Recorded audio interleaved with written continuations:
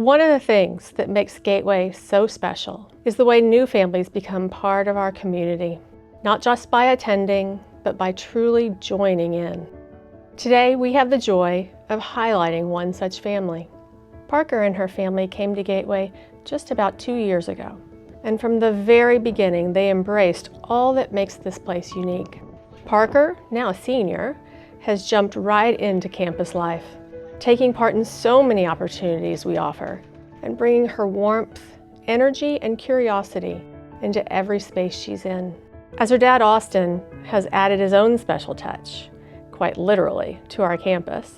Thanks to his thoughtful care and green thumb, our school is now surrounded by a beautiful floral garden that continues to bloom and grow, just like the community he and Parker have become part of. We recently had the chance to sit down with Parker and Austin to hear more about their journey to Gateway and the impact this time has had on both of them. When you meet a Gateway parent or couple, you always ask that one question. You exchange the pleasantry, and at one point the question comes up, so where you been? And they're not asking if you've been to the Grand Canyon or seen the Eiffel Tower. It's what your educational journey has been. And Parker had an educational journey that was less than successful. I definitely was, I would say, troubled in some aspects. I didn't have confidence in myself. And because of that, I didn't see the need to try new things, try different experiences and such. Where Kim and I realized we were in for a different haul, that this was going to be really those two very big things that happened in the first 6 weeks we were here. One is that Parker had a meltdown. That night she got an email from the teachers whose class she had the meltdown in. And it just started out with, I enjoyed having you in my class today. You were really a treat. It feels like I'm part of a family here. I'm part of an actual community that cares about me, that wants to see me grow and thrive. Every year when it came to her birthday, we asked her to ask classmates. Let's just say the invitation was robustly accepted. And she invited Hannah. So Hannah shows up, and the first thing that happens is I order a martini, and Hannah looks at me, and the second thing she goes, that's suspicious. Okay. And then all of a sudden, they started talking, and there was that mindless teenage girl chatter. And it was the first time that we realized that Parker had a friend. Student council, gosh, that is the first time I've actually wanted to be active in the school community, and the first time I really ran for anything. And it's been such a joy being involved in the school in such a big way, because it's like I'm actually doing something. I'm actually helping the school that has helped me so much. And when she got in the car, I said, well, how you go? I didn't win. And I went, you did? No, I didn't win, but it's better. I was like, okay, you lost the election. How could it be any better than that, Parker?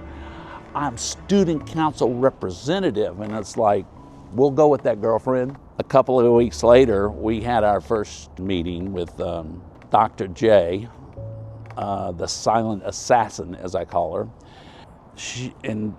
Dr. Joseph opened up with, well, what is y'all's expectations?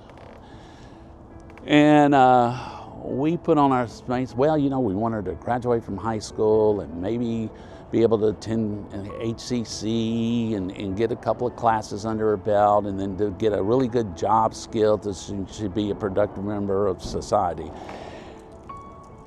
And Dr. Joseph, in a very calming way, just looked at us and said, have you thought about law school? And I remember thinking right then that this woman just assassinated our dreams, which needed assassinating. And what it really taught us, that we had, over the years, we had been beaten down in our expectations of our daughter.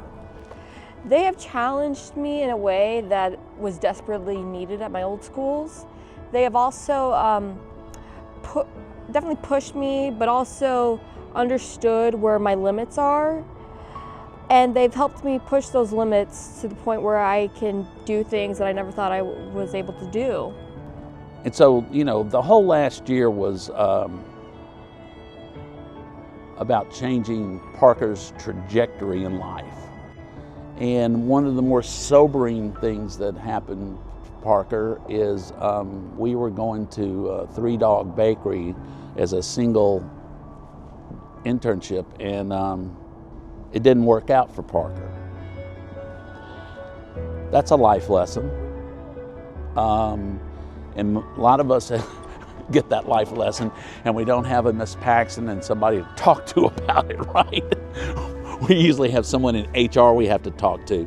It's taught her how to work as a team, to understand that there's process involved. It's also taught her how to talk to individuals that she doesn't necessarily know that well, and ask questions and find to get answers for what she needs.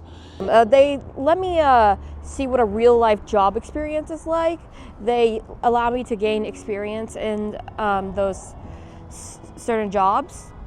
And so the experiences have been very different and very diverse, but it's given her a wide range of experiences.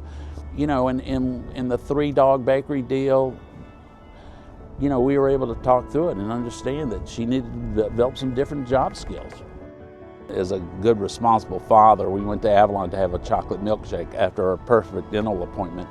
And we're sitting at the counter, and she looks over and she said, "Dad, that's Mr. John over there."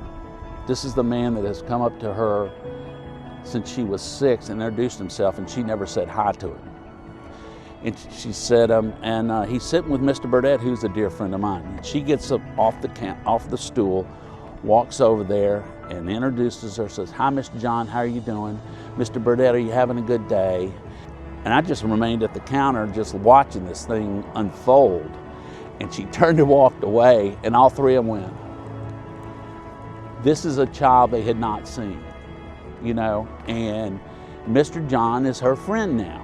And so when we were in New Orleans last week, we took her to Galatoire's for her birthday, and I said, "Oh, by the way, Parker, this is Mr. John's favorite restaurant." So she said, "We need to call him." So we videotaped, we called him and Mr. John and said, "We're here at Galatoire's and we're having your favorite meal, and you need to pick up the tab." So we've gone from not speaking to him to shaming him in public, you know. We have a different girl at the house. She's just taken ownership of herself. You know, if she gets upset, she comes in and says, "Hey, I got upset. This is why I got upset. I apologize." I can live with that. I definitely want to go to college, and I definitely think it is a possibility. It is a certainty at this point, because I'm thinking of between Houston Clear Lake or continuing some further education here. But Gateway has truly shaped me for the better. And I think that that's probably the one thing that Gateway recognizes, is the qualities that these kids bring to the table can be refined and matured to make them a fully functioning member of society. I was talking to someone the other day about Gateway, and I said, it's hard to explain. When parents take the tour, and I've seen them after they walk out after the tour, and they're kind of looking at each other like, "Oh, it looks pretty good," and they're giving each other the thumbs up, and I'm dying just to walk over and go, "I know what your instincts are telling you. Your gut is telling you that this is a really good place to be. And what I want to tell you is your intuitions are lying to you. Your expectations of this place are going to be profoundly exceeded." It's been one of the richest experiences of my life. If you think that Gateway's not for you, that's fine, that's fine. But try. Just try it out, and just try everything, really. Just try new experiences, new food, new people, because it really makes life worth living.